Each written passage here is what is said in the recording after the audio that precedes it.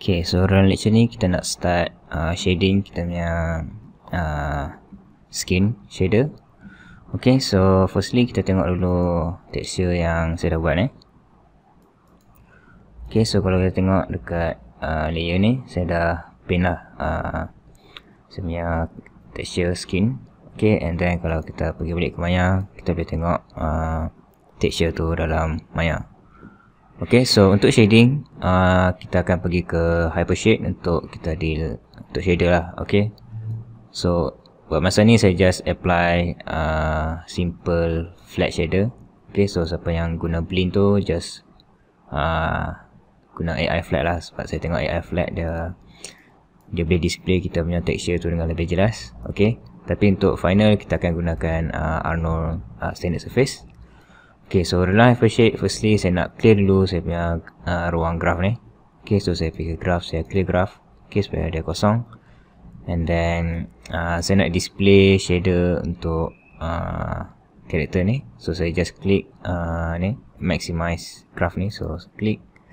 Okay, and then ni kita punya group shader, and then saya klik ni untuk display the whole thing lah. Okay, so kalau kita tengok kita ada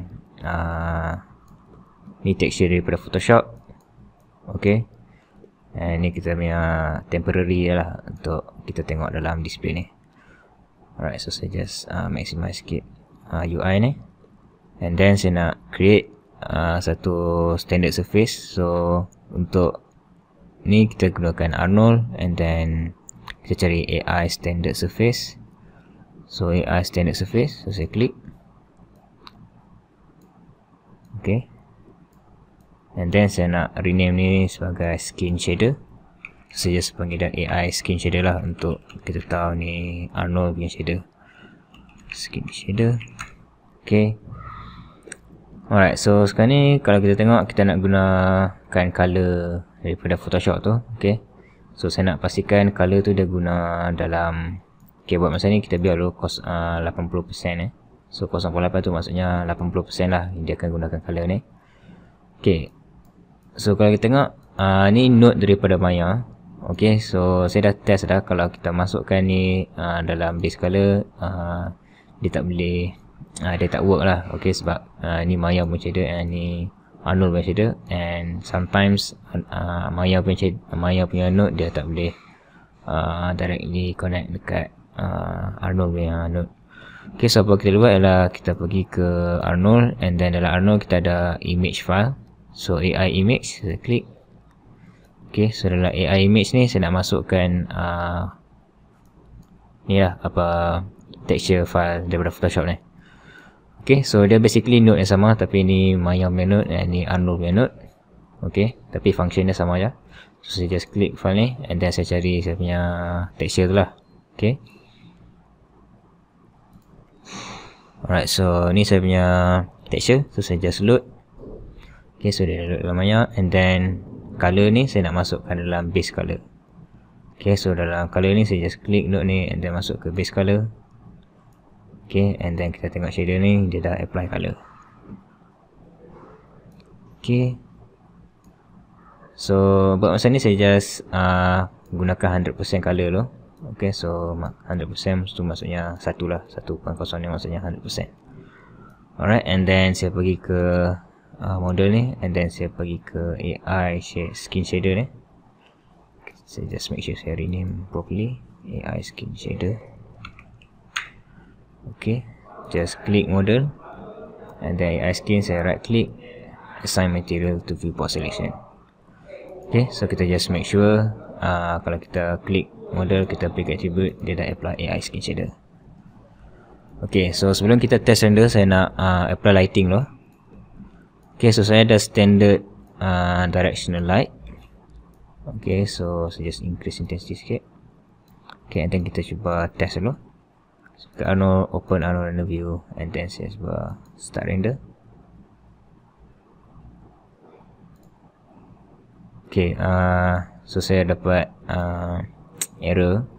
So apa saya buat adalah saya boleh, kalau kita ikut lah error message ni, kita just restart Maya. Tapi untuk ni saya just switch ke CPU. Okay, and then saya just render balik.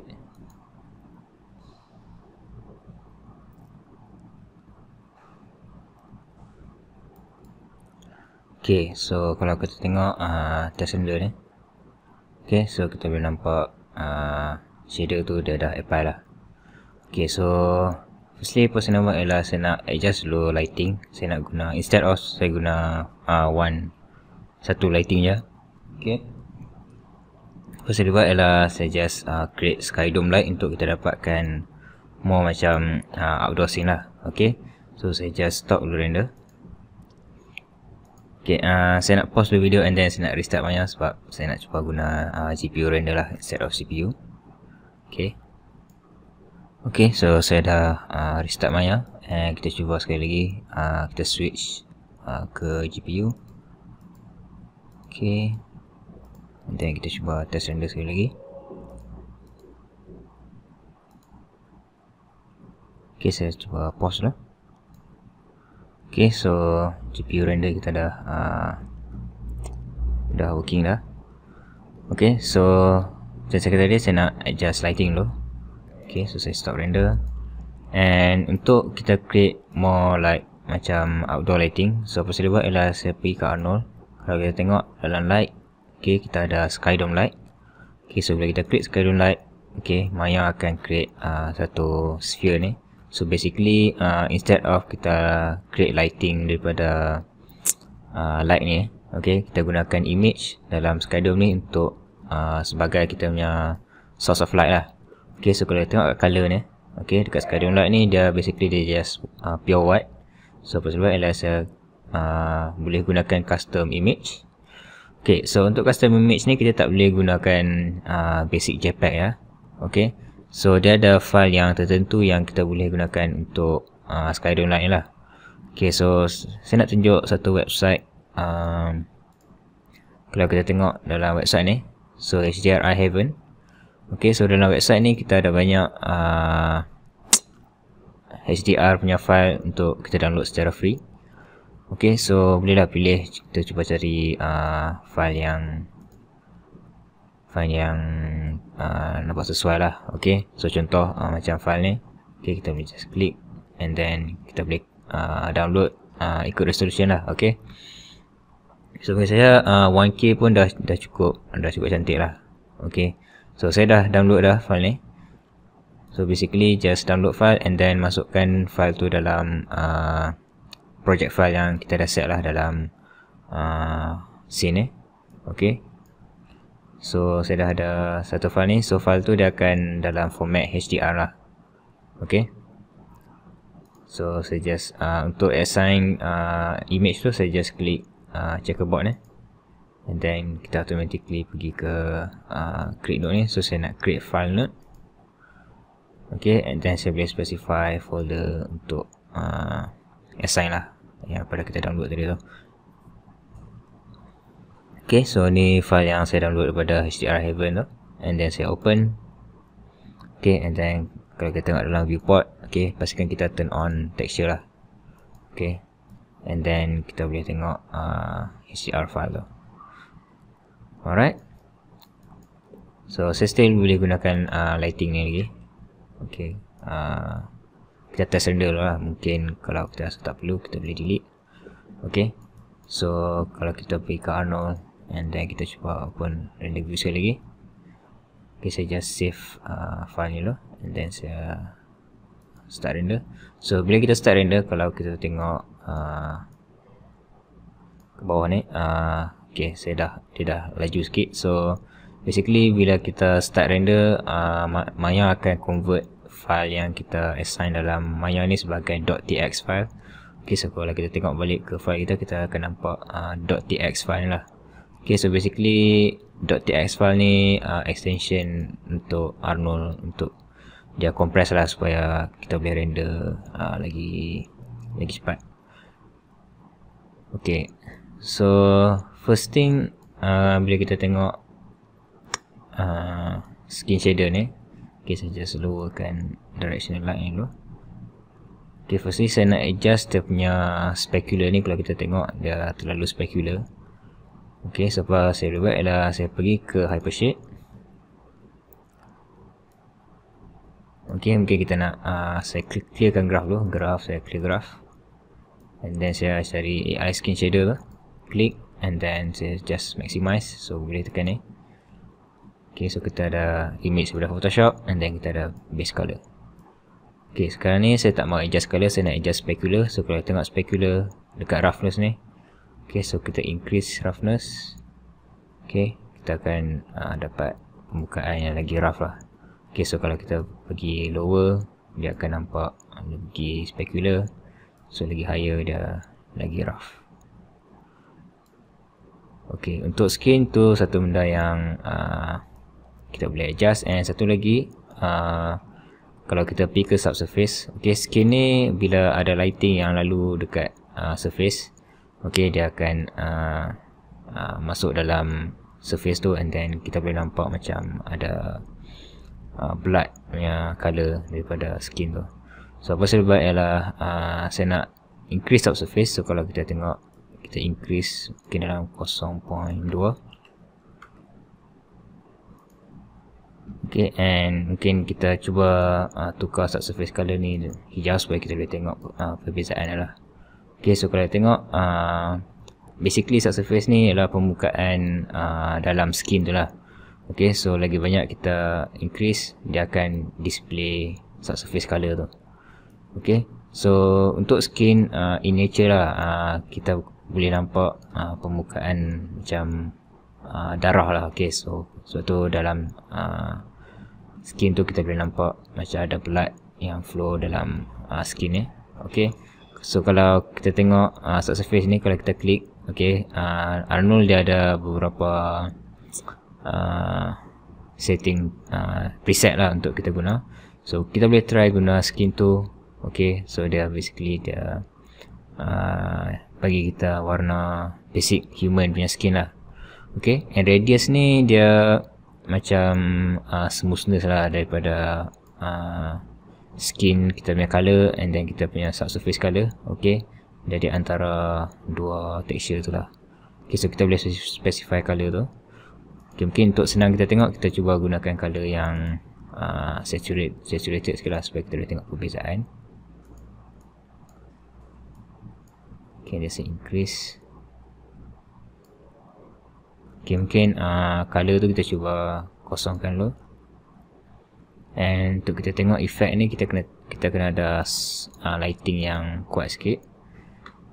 Okay, so saya just increase lighting tu. And then mungkin kita cuba backlighting.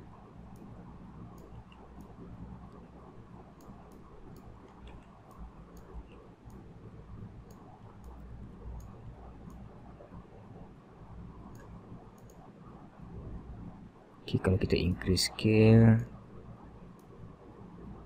Okay, mungkin sebab kita punya sky dome light ni dah terlalu soft, so kita tak boleh nampak sangat lah. So mungkin kalau kita increase lagi. Alright, so kalau kita nampak tu maksudnya mungkin color dia mix. So kita cuba lowerkan value.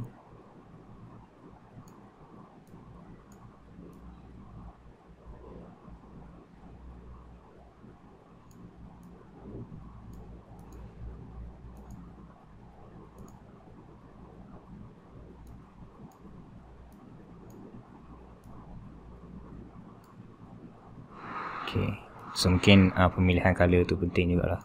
So kalau kita tengok face, kita boleh tengok warna biru tu. Okay, radius tu dia ada antara kita punya subsurface color dengan radius ni lah. Okay, so untuk karakter ni saya dah ada color yang saya dah spesifikkan. Okay, so saya just sample color yang saya dah set. Okay, and then untuk scale saya set ni dalam 1.119.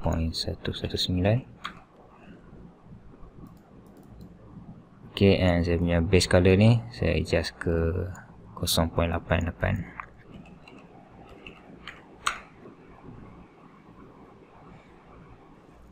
Okay, so tu setting untuk karakter saya lah.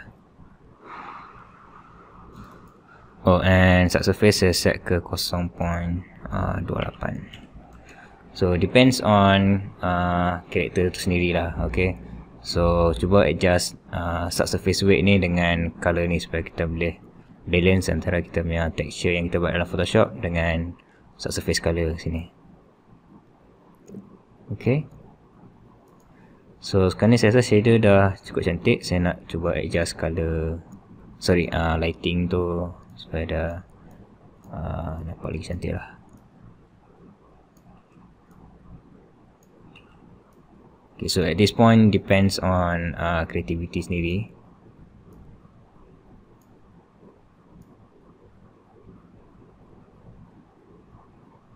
Okay, kalau kita nak adjust brightness HDRI ni pun boleh juga. Okay, so saya cuba lowerkan value lighting and then saya pergi ke sky dome light ni, saya cuba adjust exposure.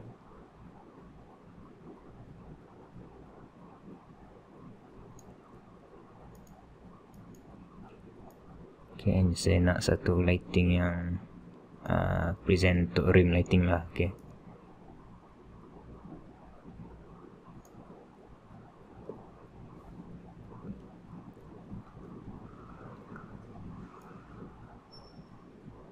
okay, since kita ada beberapa minit lagi, so saya boleh saya nak cuba cover, mungkin kita cuba cover ni lah aksesori yang lain So contoh aksesori saya ni, saya ada macam metallic punya surface. Okay, saya stop render dulu. Kalau kita zoom in, okay, saya ada metallic surface okay, saya boleh separate. Okay, so kalau kita tengok material ni, kalau saya pergi ke Hypershade, okay, saya dah assign AI standard surface tree. So saya just rename dia gold metal.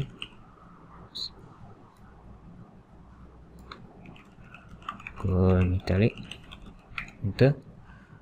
Okay, and kemudian kita boleh at the same time kita boleh tengok dia render. Okay, untuk shader ni saya assign, okay, mungkin saya kena adjust color lagi. So firstly kita tengok metallic. So apa-apa material yang besi lah, kita boleh adjust metallic.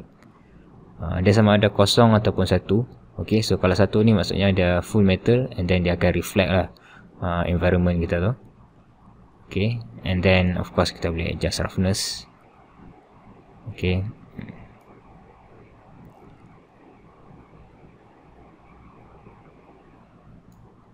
okay, anisotropy ni untuk dia basically direction of kita punya specular tu lah. Okay, so kita boleh adjust rotation. Okay, tapi objek yang kecil ni mungkin susah sikit kita nak nampak. Okay, mungkin kita boleh cuba, okay, kalau kosong kita cuba save dulu. Okay, so mungkin untuk cepatkan sikit kita just kalau kita klik ni kita boleh select region So Maya dia just render part ni je lah. Okay, so mungkin kita save. Okay, and then kita cuba adjust anisotropy. Saya increasekan and saya adjust rotation sikit. Okay, so kalau kita klik ni untuk tengok yang sebelum before and after. Okay, susah sikit kita nampak. Kita cuba anisotropy increasekan. Okay, tapi objek yang kecil macam ni mungkin susah sikit lah untuk kita tengok perubahan.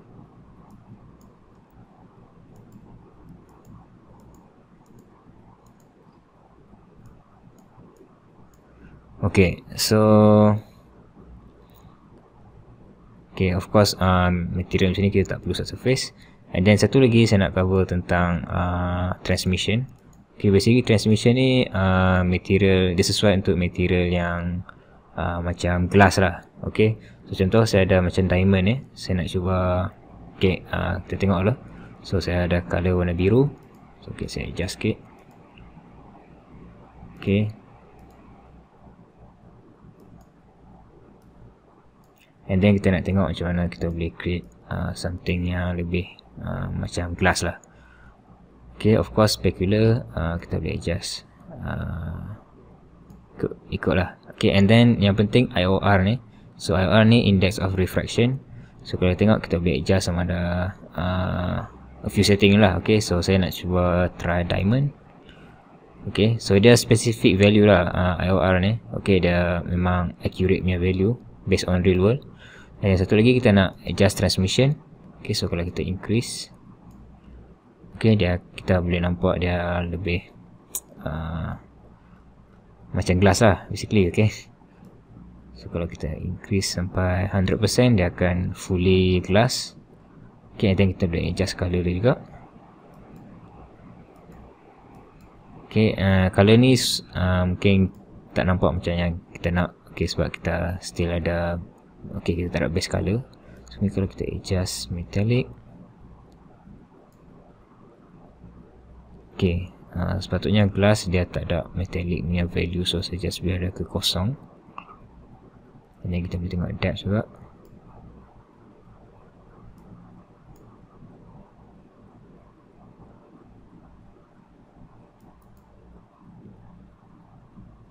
Okay, okay, kalau kita adjust depth ni, saya try tadi dia lag sikit. Okay, alright, so basically saya rasa mungkin takat tu je kita nampaklah perubahan material tu.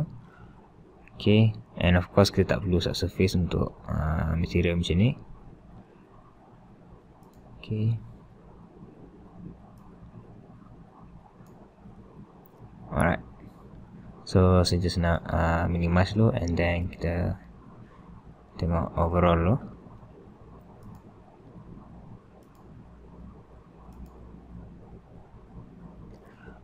Okay, so basically tu je lah basic yang paling common lah untuk create materials. And then of course kita gunakan konsep yang sama untuk create texture lah, especially untuk ice. Okay, kita boleh juga pergi ke Photoshop and then kita create create texture, and then kita apply ke any part of the mesh lah. Alright, so itu saja untuk lecture ni, and terima kasih.